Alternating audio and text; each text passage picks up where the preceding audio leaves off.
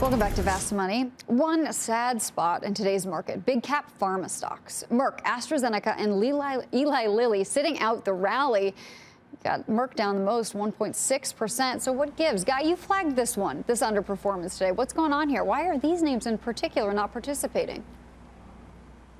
Each has its own story. I mean, Merck, full disclosure, my wife works at Merck, but Merck was a $72 stock on September 21st, proceeded to trade north of $91 in a few weeks on the back of some of the COVID news. And then obviously we've round tripped it.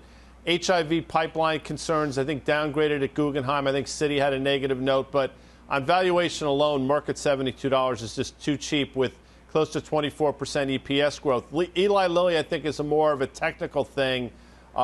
Carter Worth and the technicians out there will look and see the potential for a pretty major double top. But Eli Lilly is cheap as well. So, again, I think each one of these names has their own story. I think in terms of those two, both are very attractive. Tim, you're nodding here. Do you see an attractive entry point for any of these names taking advantage of the move today? Well, I love the call on Merck, and I think Big Pharma has been somewhat pulled and pushed in the direction around COVID when, in fact, arguably at one point we were saying that even Pfizer, who's had probably the most to gain net, was not going to be a major beneficiary. I think the more interesting move today was actually for me in the IBB, and again, an IBB that for 4.5 years, I think you could draw, outside of some volatility around COVID, one of the best charts out there, ran out of gas in August, and a lot of that was with Moderna.